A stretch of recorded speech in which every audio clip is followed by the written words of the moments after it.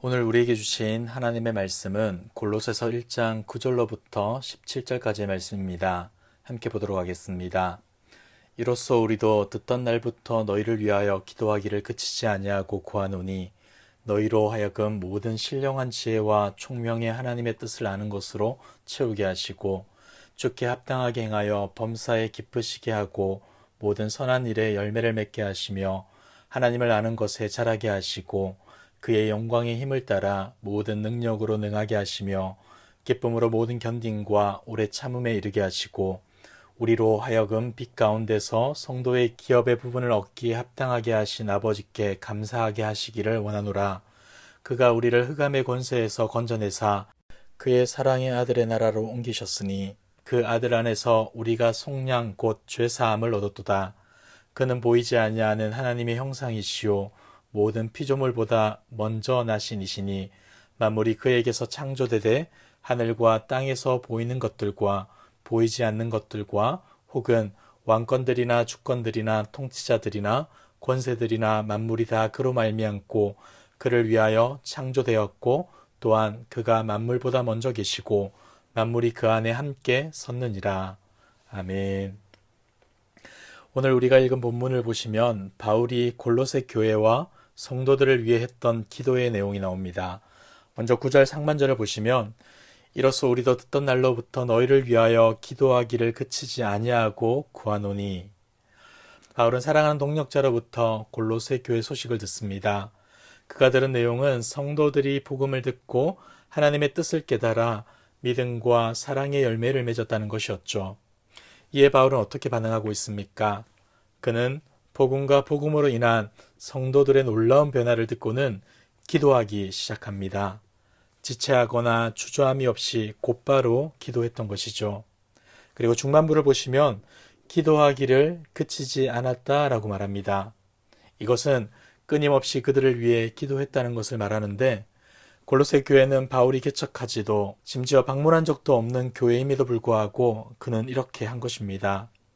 왜냐하면 교회를 향한 성도의 마땅한 반응이 기도이기 때문이죠.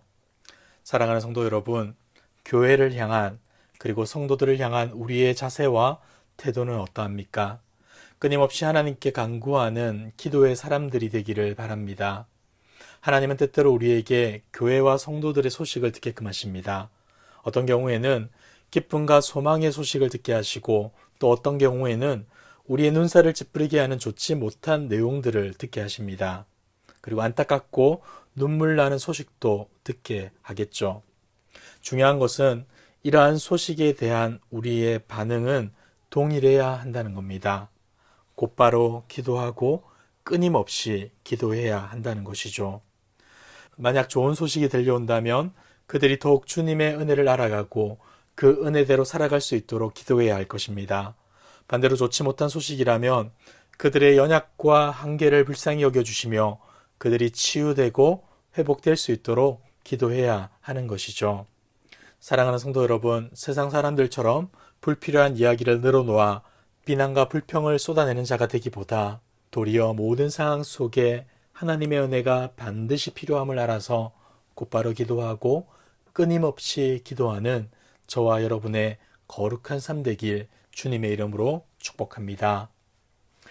9절 하반절로부터는 바울이 하고 있는 구체적인 기도의 내용을 보게 됩니다.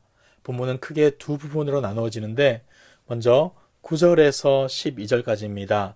9절 하반절을 보시면 첫 번째 기도의 내용이 등장하죠.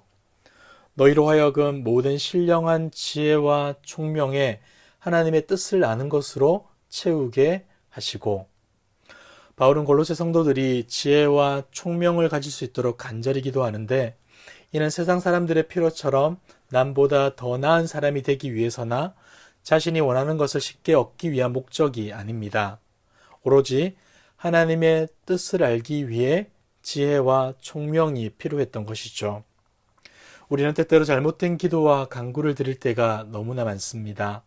하나님을 찾긴 하지만 그 안에 자신의 욕망과 탐심을 꽉꽉 눌러 담을 때가 얼마나 많은지 모릅니다. 그러나 여러분, 우리에게 가장 필요한 것은 나의 욕심이 아니라 하나님의 뜻임을 기억하시길 바랍니다. 하나님의 뜻이 우리 안에 채워져야만 우리는 올바르게 살아갈 수 있는 것이죠. 10절을 보시기 바랍니다. 주께 합당하게 행하여 범사에 기쁘시게 하고 모든 선한 일에 열매를 맺게 하시며 하나님을 아는 것에 자라게 하시고. 우리는 하나님이 주신 지혜와 총명으로 하나님의 뜻을 알아가게 됩니다. 뿐만 아니라 우리의 삶을 하나님의 뜻에 굴복시키는 순종의 삶으로까지 나아가야 하는 것이죠. 바로 하나님을 기쁘시게 하는 삶을 살아야 한다는 겁니다. 그리고 이러한 믿음의 변화는 선순환이 되어서 우리로 하여금 하나님을 아는 것에 계속하여 성장하고 성숙하게 만들어 줄 것입니다. 그러나 그럼에도 불구하고 성도의 삶 속에는 고난과 고통의 시간들이 있을 수 있습니다.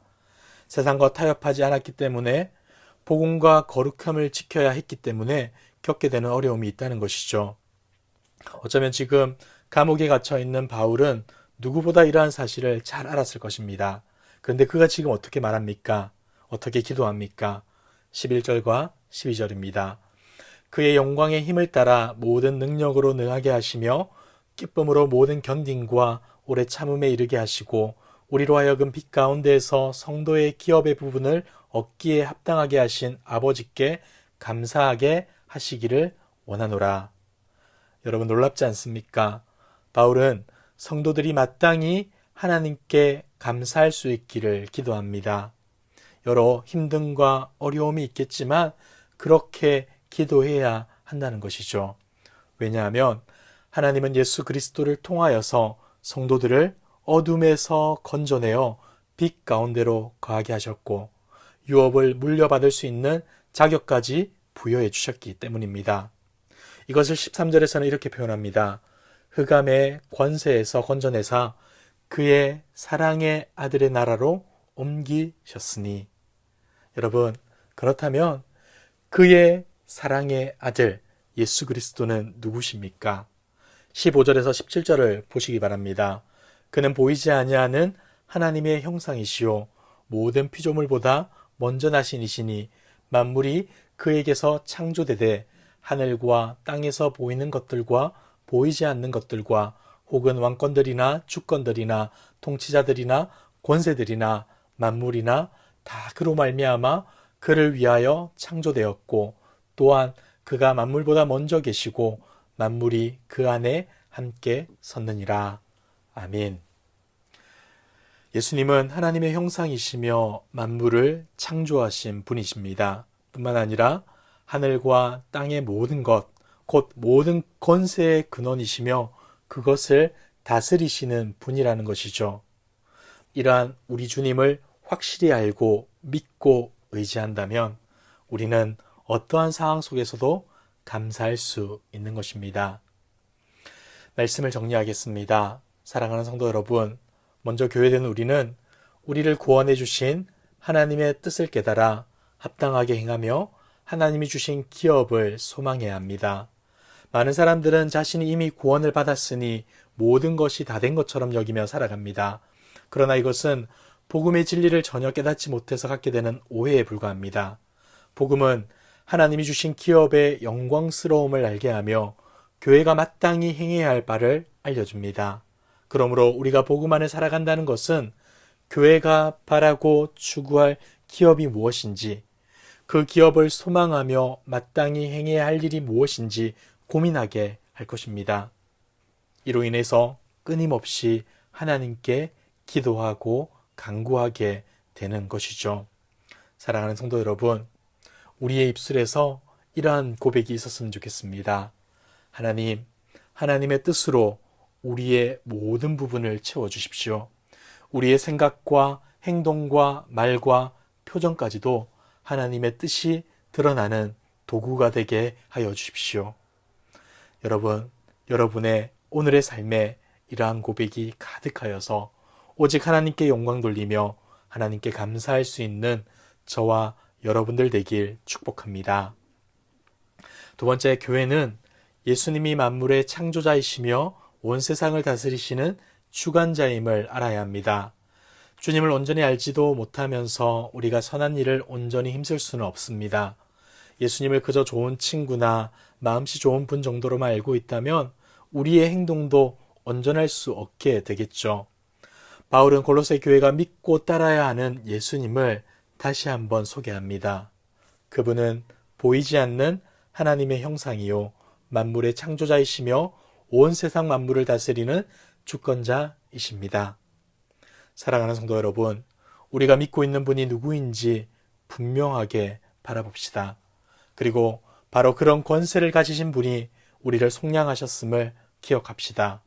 그리고 주님의 권세를 신뢰하여 이미 우리에게 베풀어 주신 그분의 능력에 감사함으로 언제 어느 곳에서든지 하나님의 영광과 기쁨이 되는 삶을 살아가는 저와 여러분들 되길 주님의 이름으로 축복합니다. 기도하겠습니다. 하나님 아버지, 오늘도 은혜와 사랑을 베풀어 주심에 감사드립니다. 오늘 골로새서를 통해 우리가 무엇을 어떻게 기도해야 할지 알게 해주시고 하나님께서 기뻐하시는 삶을 살기로 결단하게 해주셔서 감사드립니다. 교회된 우리 한 사람 한 사람이 하나님의 뜻을 깨달아 합당하게 행하게 하시며 하나님이 주신 기업을 소망하며 살아가게 하옵소서. 더욱이 만물의 창조자 되시며 온 세상의 주관자 되시는 주님을 깊이 알아서 혼탁한 세상 속에서 주님만을 신뢰함으로 승리하게 하옵소서. 언제 어디서나 하나님의 영광과 기쁨이 되는 삶 살길 소망하오며 이 모든 말씀 예수님의 이름으로 기도드리옵나이다. 아멘.